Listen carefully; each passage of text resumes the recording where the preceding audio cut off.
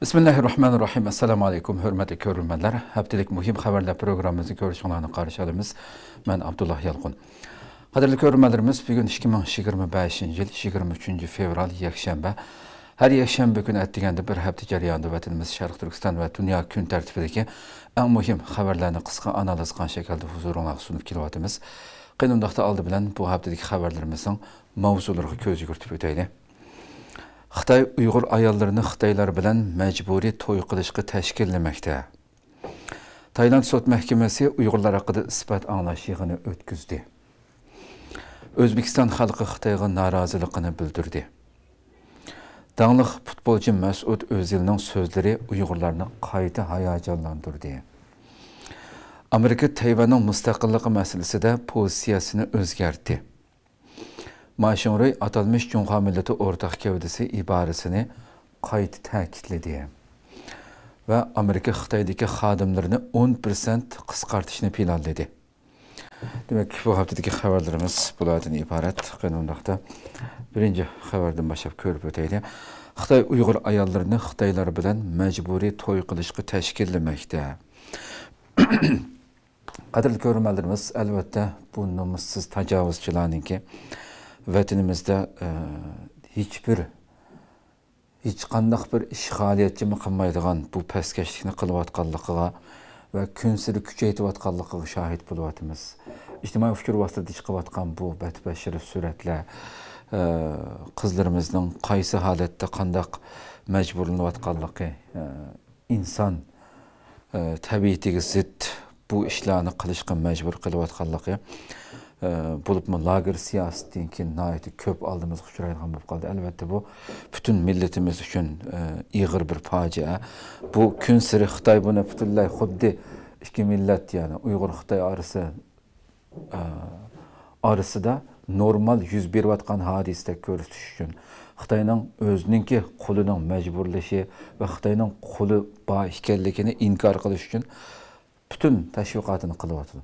Ama bu qetimki bu xəbərdə qandaq sistemlik halətdə bu milletini assimilasiya qılıb yox düşün, qandaq təşviq qılınıvatqanlığını görüb ötümüz.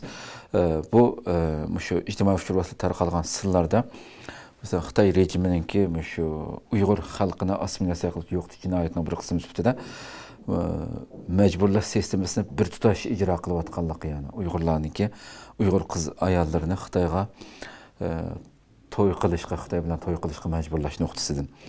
Bu aşkarlanğan sırların açılıqı birisi də bir Xitay məcburi toydakı tuluqlama siyasetini aşkarlığanda bu avazlıq ictimai fikir vasitəsilə tarqaldı. Xitayның açı tarqalıb keyin mühacirətə çıxan bir görünüş bu mənə. Bu yerdə Uyğur qızları bilan toy qılmaqçı bolğan Xitaylarga 250.000 yuan tuluqlama berdiganlığını, rəsmi toy qılğanda 50.000 yuan, balı tuğulğanda 100.000 yuan, nüfusu ötkəb gəlsə yəni 100.000 yuan berdiganlığını etiqan. Yəni bu uçuqdan uçuq təşviqatda həmdə.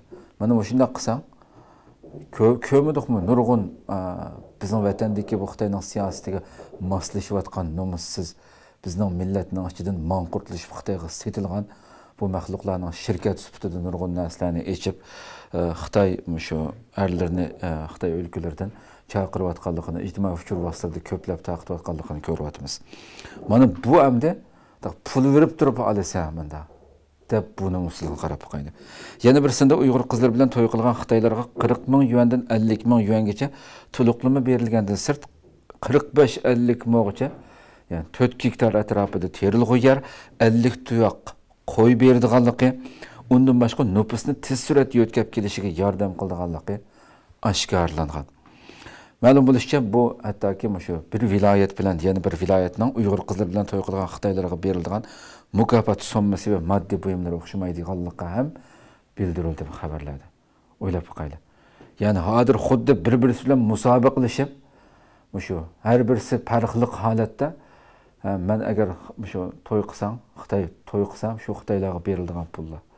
O'ylab qo'yaylik. Bu darajada bu millatni mushundaq yo'qotish uchun Xitay bütün gücü bilan bununğa qandaq küçəyatqanlığını görüb ötələyimiz bu xəbərdən. Şarkı Türkistan'dan yeni çıkan bir şahit mesela biz ötken günlerde belgentdik. O şahitning şu bizga bergan so'zlardimi, qilgan so'zlarda navbatda Uyg'ur qizlarining Xitoylar bilan to'y qilish ahvolining normal hodisiga aylanib qolganligini, Xitoy bu muhitni yaratayotganligini shu vaqtda so'zlagan biz xabarimizda, kundalik xabarimizda tafsiliy holatda bergandik. Yani ilgari masalan bu shu bundaq bir hadisaning bo'lishi Uyg'ur xalqining orasida nihoyat ig'ir yomon ko'rilgan bir ish qo'yamdi. Shu vaqtda shu shahidimiz, ya'ni vatanimizning janub tarafdagi eng dindor bo'lgan rayonlardami, da Urumchidagi yerda emas, Qashqar, Xotan bu Otish degandagi yerlardami bu ishlarga ovozini chiqargan yoki ayiblagan yoki mandaqaroq bir ikki og'iz gap qilgan insonlarning har xil bahonalar bilan turma yoki lagerlarga solinayotganligini, qizi bor oilalarning ig'ir kuniga qolganligini bildirgandi. Qadrli ko'rganlarimiz. Bu yaqin kunlarda nihoyat ko'plab chiqyapti. Bu Xitoyning eng chong jinoyatlarining birisi navbatda. Xo'sh, endi bir xabarimiz kelsak, Tailand sud mahkamasi Uyg'urlar haqida isbot anglash yig'ini o'tkazdi. Qadrli ko'rganlarimiz, albatta Tailanddagi qarindoshlarimiz masalasimi nihoyat jiddiy kun tartibda turyapti hozirgacha nurg'un ishlar ilgirki haftalarda kundalik xabarimizdan berib kelyapmiz. Bu qatim Tailand sud mahkamasi isbot anglash yig'ini o'tkazib, Tailandda tutib turilayotgan Uyg'urlar haqida quyib berish iltimosiga tunji qatim qarab chiqdi. Benar xabar to'g'rida berildi bu xabar. Tailanddagi bir sud mahkamasi 14 fevral Tailandda 10 yildan ortiq tutib turilayotgan Uyg'urlarning taqdiri haqida isbot anglash yig'ini o'tkazgan. Nurg'un davlatlarning elchixona xodimlari va BDTning vakillari butun isbot anglash yig'inini kuzatgan mazkur sudda. Sudga mazkur Uyg'urlar qatnashtirilmagan bo'lsa-mu, Uyg'urlarning advokati Chuchart Kampay, faoliyatchi Baxtiyor Bo'ra va mustaqil tadqiqotchi Nirola Alima qatorliqlar bu sudga qatnashib guvohlik bergan. Uyg'urlarning advokati Chuchart Kampay 29 yanvar sudga iltimos sungan bo'lib, iltimosga bu kishilarning panohlik tilash sababidan uzun vaqt turmaga qamalganligi, shunga ularni qo'yib berish kerakligi talab qilingan. Yani sud echilishidan burun sunulgan, advokatning sungan iltimosda bu şekilde tilga olingan. Iltimosda Tailandda tutib turilayotgan Uyg'urlarning Sharq Turkistondami jinoyat o'tkazmaganligi, ularning Tailandga qonunsiz kirishining jazosini tartib bo'lganligi, yani 11 yil yatdi. Qonunsiz kirdi deb jazolagan bo'lsak-mu, Allah burun bu jazosini tartib bo'ldi. Endi buni chuqum hem uning ustiga 11 yildan buyon bu nachar sharoitda turmadiki, nechisi o'lib ketdi bilamiz. Turganligi bu advokatning sungan dokumentida iltimosi tilga olingan. İltimas qiluvchilarning advokatining bildirishicha, agar sud iltimos va guvohchilarning so'zlarining asosi bor deb qarasa, texnik tafsiliy tekshirish va bu masala haqida Tailand soqchi amaldorlarini chaqirish to'g'risida buyruq tushirdi ekan. Va bu hattoki bu boshda chiqqan vaqtida bu shaklda iltimos sunilgan vaqtida bu shaklda agar da shunday deb qarasa, Tailand Bangkokdagi shu tutib turilayotgan Uyg'urlarning dilosiga qarab chiqarish shu o'rindagi xodimlarni sud mahkamasiga chaqirdiganligi bildirilgan ilgari. Bu qatim sud ejilgandan keyin Janubiy Bangkok jinoiy ishlar sudi isbot anglash yig'inidagi guvohliklarga asosan yuqoridagi 18 fevral qaror e'lon qilib, Tailandda tutib turilayotgan Uyg'urlarning dilosiga qarab chiqish talabini tasdiqlaganligi va 27 mart Tailand ko'chmanlar idorasi amaldorlari sudda guvohlikdan o'tadiganligi bildirildi. Demak, bugun 23 fevral, yani 27 martda oldimizdagi. Demak, qaytadan bu ko'chmanlar idorasi amaldorlari guvohlikdan o'tadi. Inshaalloh xayrli bir natija bilan bularning qutulib chiqishiga tilakdoshmiz inshaalloh. Xo'sh, yana bir xabarimiz kelsak, O'zbekiston xalqi Xitoyga noroziligini bildirdi. Albatta bu xabarmi hafta ichida intayin insonni bu Xitoyning nomussizligi, ya'ni chet eldimi, bu qarindosh Turkiy Cumhuriyetlardimi yillardan buyon albatta beshamlikini bildik. Bu nomussizlar o'zining vatanida, o'zining davlatida, o'zining shaharlarida qilinmaydigan nomussizlikni bu O'zbekistonda nomussizlarcha qilayotgan va o'zbek xalqining ijtimoiy shuruatlardami jiddiy g'ulg'ulib qo'zg'agan bir xabar. O'zbekistonda Xitoylarning chekdan oshgan turli faoliyatlari ko'payishga boshlagan bo'lib, o'zbek xalqi bunga qarshi turli yozmalar bilan norozilik bildirganligi haqidagi xabarni bergan. Qarab qo'yaylik.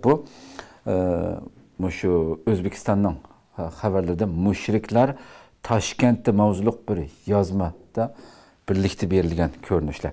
Xitoylarning O'zbekiston qonunini ko'zga ilmay xohlagancha ish qilishga boshlaganligi shu xabarda. Agar Xitoylar qilgan faoliyatni o'zbek xalqi qilgan bo'lsa, hukumatning ularni putini yerga tekkizmasdan elib ketadiganligi, ammo navbatda Xitoylarning O'zbekistonda xohlagancha faoliyat qilayotganligi, rayonlik hukumat yoki bexatarlik organlarining bu ishdan xabarining yo'q ekanligi bildirilganda, bu qadarmi bexud bo'lamsan degan shaklda bu xabarda shunday berilgan. Yozmada Xitoylar Toshkentda Xitoy bayrog'ini ko'tarib, ommaviy faoliyat o'tkazgan bo'lib, mazkur faoliyatni 15 fevral atiganda poytaxtning Chilonzor rayonidagi davlatlik bog'cha tavallikda yashayotgan Xitoy fuqarolari tashkillagan. Faoliyatda Xitoy bayrog'ini ko'targan Xitoylar ovozini ko'tarib, har xil shuar to'lab, ommaviy faoliyat o'tkazgan. Xitoylar ko'tarib olgan plakatda biz kuchlikmiz degan xatlarning yozilganligi ma'lum bo'lgan. Bu kadar beşemde bunu sizlarımdı. Öyle fıkhaydı. Yazmada yana bugungi kunda Xitoyning O'zbekistonda zo'r miqdorda qarz berish bilan birga Xitoy fuqarolarining birlashma korxonalarni, savdo rayonlarini qurish bahonasida O'zbekistonga muqim o'rinlashib ketganligi, oxirida davlat qonunlarini ko'zga ilmagan holda harakat qilishni boshlaganligi, Xitoylarning texnik haddini aşib qonunsiz faoliyat va namoyish tashkillashidan hech kim hayron qolmaydigan holatga kelganligi bildirilgan bu yozmada. Ve shundoqla Sharq Turkistondagi Uyg'ur qarindoshlarning ilgari Xitoylarning harakatlariga sal qarag'anligi sababli bu xabarda e'lon qilgan, yozmada e'lon qilgan yerda bizning Sharq Turkistondagi qarindoshlarimiz bu Xitoylar eng boshda mundaq bizning ba'dimizga nima deb kirdi bu Xitoylar? Yerlarimizni supurib berib, yordam qilgan bo'lib, latxayni kep bu numussiz Xitoylar shunchalik xalqimizni aldib o'tganki hamda şu Uyg'urlar Sharq Turkistonda bu Xitoylarning ashundaq yuvosh yumshoqlik bilan kirishiga diqqat qilmaganligi sababli bugungi kunda beshiga kelgan bu ig'ir kunlarni aslatib turib, bugun O'zbekistonda mushuncha bola beshamlashib ketdi. Haddidan mushundaq hech qanday ruxsat olmay turib, xohlagancha o'zbek xalqimi qilolmaydigan ishni qilib turdi, qilishga boshladi degan shaklda berilgan. Albatta bundaq nomussizliklar boshqa Türkiye Cumhuriyetlerimi, ilgirki yıllardımı köplep çıkıp u yerdeki xalqning qanday qarshi chiqayotganligini bilamiz. Ammo mushunda Xitoyning har xil tuzaqlarga petib qolgan bu hukumat doiralari bo'lsa, buningga diqqat qilishga tegishli bo'lgan. Bu nomussizlarningki xohlagancha osmonga pichoq etishiga ruxsat qilmasligi kerak bo'lgan eng muhim nuqtalar albatta. Xo'sh, yana bir xabarimiz kelsak, dangliq futbolchi Mas'ud O'zilning so'zlari Uyg'urlarni qayta hayajonlantirdi. Qadrlik ko'rmalarimiz albatta hepti işçidimi. Her xil tillardaki Türkiye'de bu haber Türkçe'de, Arapça'da bizim kanallarımızda köpligen kanallarımızda bəduk nurgun inkaslar görülmenler köygen bir gulguluk qozgan bir haber. Mesut Özil'ninki ta şu 2019 yılda Uygurlar için gösterken fidakarlığı bilen bütün dünyada nayet gulguluk qozgan bir tanlıq futbolchi, haqqaniyet tarafta her zaman turadigan ve bunun için nurgun bedel to'lagan bir futbolchi hamdi. Buningki yaqinda şu 16 fevral Türkiye'deki Wow televiziya kanalida yoshlar bilan o'tkazilgan bu suhbatda yoshlarningki sahnadagi şu programga qatnashgan yoshlarning savollarga ochiq yo'q shaklda javob bergan bir sahna bu hamdi.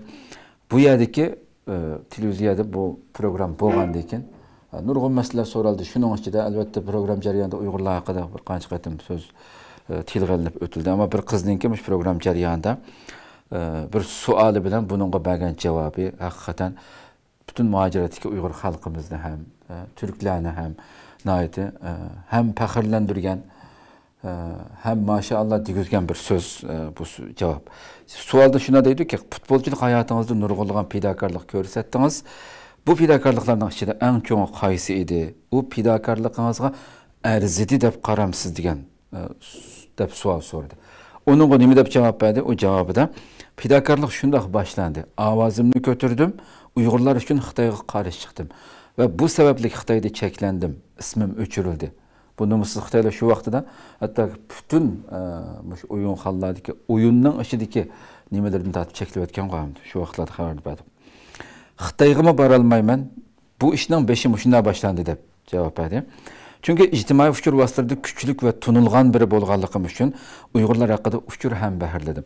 Ya'ni kelib bu uchurni mundaqla yo'llamadim. Ya'ni bir hayajonlanib ketib, qarasam atrofimda nurg'un Uyg'urlarning gap bo'lsa, ijtimoiy uchur vositalaridan bir narsa ko'riblam, menma birimda ham baharlab qo'yay, yo'llab qo'yay deb qilmadim bu ishni deydi. Uyg'urlar haqida anglaganlarimni o'zim va qo'l ostimdagi butun shu qo'l ostimdagilar bilan birlikda tekshirdim va haqiqatni aniq bilgandan keyin u qadamni bosdim deb javob berdi. Ana shu uchurni ham baharlagandan keyin qiyinchiliklar chiqishga boshladi. Buningki komandasiga nurg'un besim keldiki Xitoydan masalan.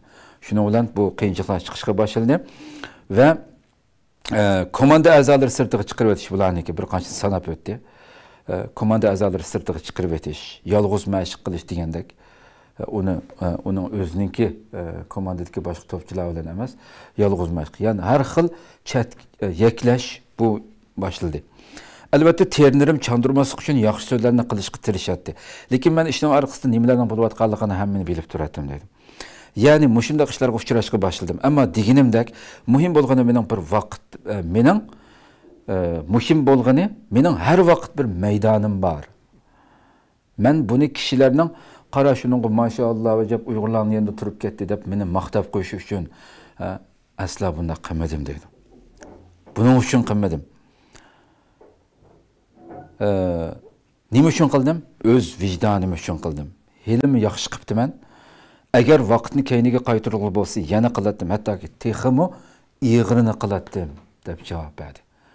Demak, bu nurg'un ham shu sahnadagi yoshlarningki qizg'in bu javobdan suyungan yoshlar qizg'in olqish yonratdi albatta. Bizlarni qayta hayajonlantirdi albatta. Buni ko'rgan har bir Uyg'ur hayajonlanmay qolmaydi. Albatta ta 2019 o'ylab qo'ying. 13 dekabr 21 milliondan ortiq ergashuvchisi bo'lgan Instagram, 24 milliondan ortiq ergashuvchisi bo'lgan shu uchur mana shu yo'llagan. 24 milliondan ortiq ergashuvchisi bo'lgan Twitter, shunaqla 30 milliondan ortiq ergashuvchisi bo'lgan Facebookda bu uchurlarni ham birlaydi. Ey Sharq Turkistonda boshlab buni o'qigan insonning har qanday ko'ziga yashamay qolmaydi. Buni shu peti kopyalab meni ablam masjidda imam xutba o'qisa, u juma kunining eng go'zal bir xutbasi bo'lgan darajadagi mukammal bir mazmun boshlanadi. Buni biz kundalik xabarimizda tafsili holatda berdik.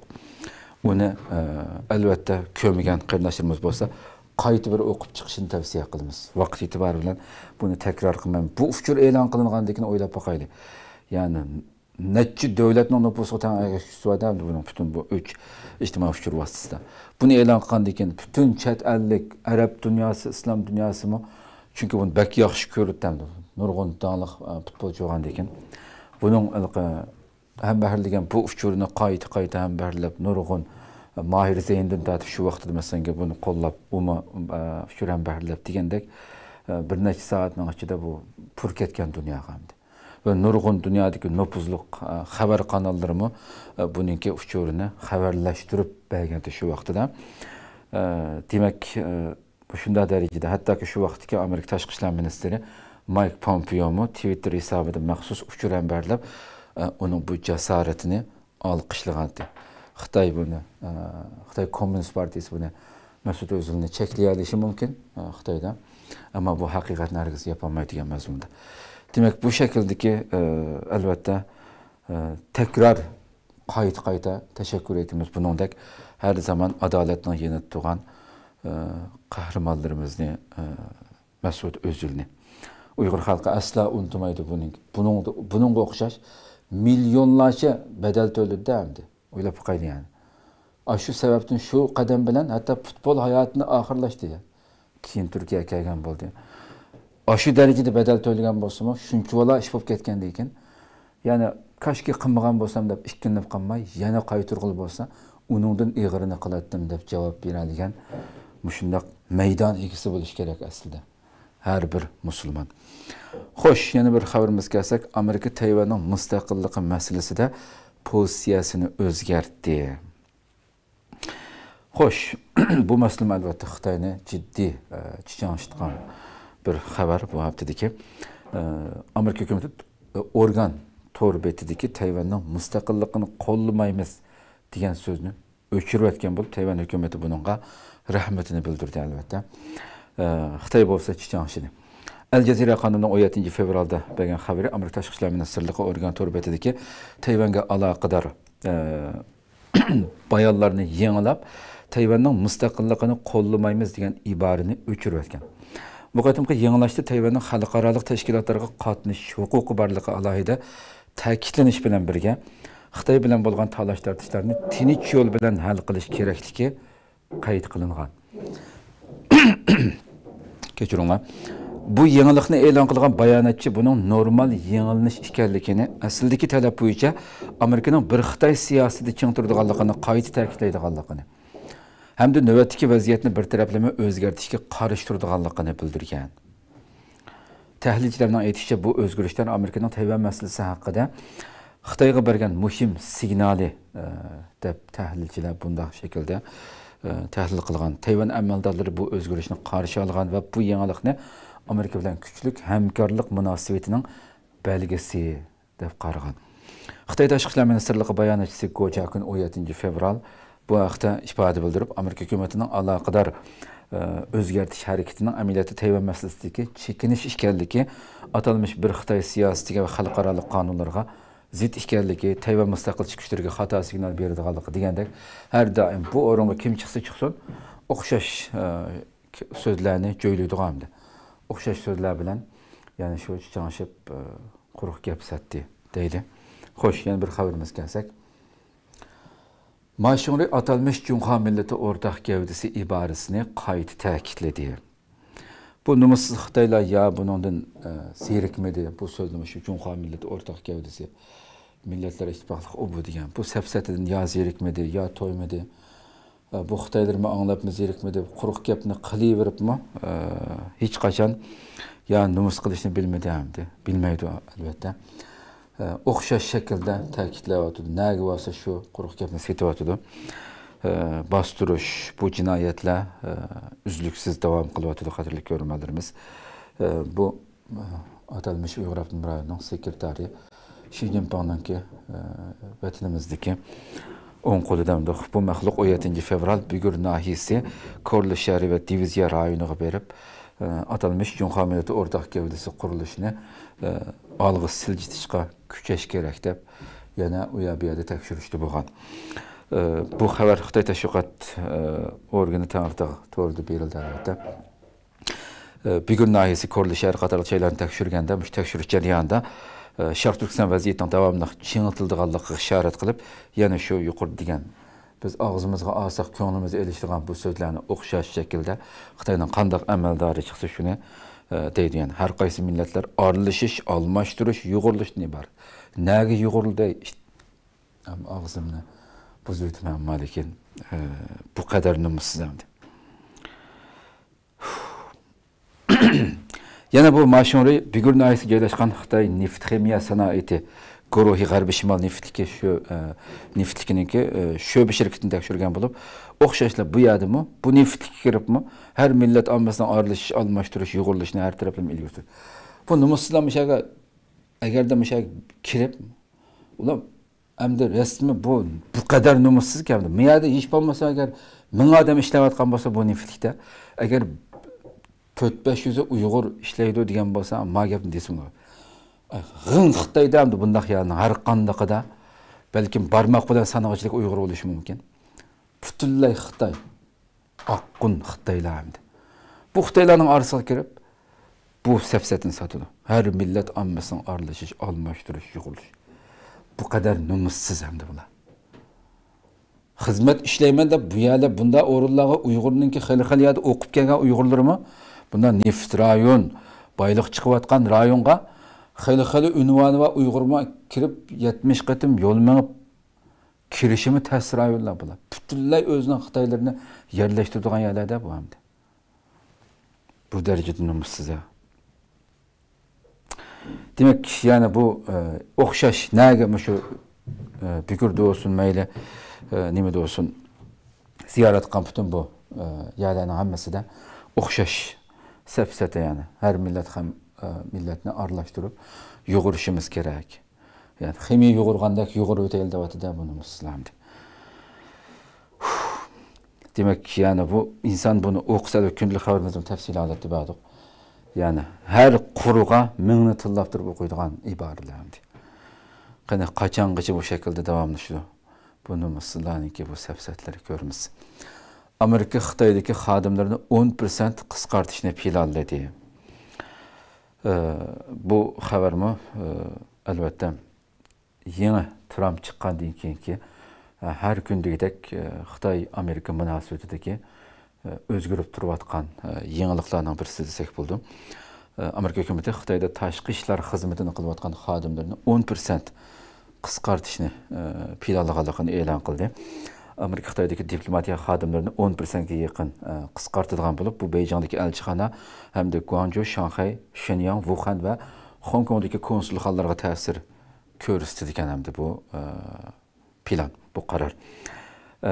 Muhim deb sifatlangan bu qatimli xodim qisqartish, ya'ni Amerikaning bu qatimli xodim qisqartishi 1979-yili Amerika Xitoy bilan rasmiy diplomatik munosabat o'rnatgandan buyongi tunji qatimli zo'r ko'lamda xodim qisqartish hisoblandi deyilyapti. 79-yildan buyon yani. Zo'r ko'lamdagi bir xodim qisqartish bo'ldi bu deb. Qisqartishning ta'siriga uchragan xodimlar pat arada xizmatdan bo'shatish va oxirgi xizmat kuni to'g'risidagi uqtirishni topshirib olgan yuqorqi shaharlardagi Amerikaning xodimlari eng oxirgi xizmat kunimiz bu degan shaklda uchur topshirib olgan. Ma'lum bo'lishicha, mazkur xodim qisqartish plani Prezident Trumpning Amerikaning tashqi siyosatini qayta shakllantirishni maqsad qilgan xizmatchilarni a'lolashtirish kun tartibi bilan mas qadamda ijro qilindi, ya'ni ijro qilindi degan shaklda berildi bu xabar. Demak, yani bu siyosatlarni albatta yana bundan keyin Xitoy Amerika o'rtasida yana qanday yangiliklar har kundagidek chiqib ko'rib turibsizlar. Texnik kuchli holatda bu tajovuzchilarni turmuzlaydigan narsalarning chiqishini umid qilamiz albatta. Xo'sh, demak, bu haftadagi xabarlarimiz bulardan iborat qadrli ko'rganlarimiz. Alloh umr bersa, ayatki kundalik xabarimizda hafta oxirida haftalik xabarimizni ko'rishgacha omon bo'linglar. Assalomu alaykum va rahmatullohi taala va barakatuh.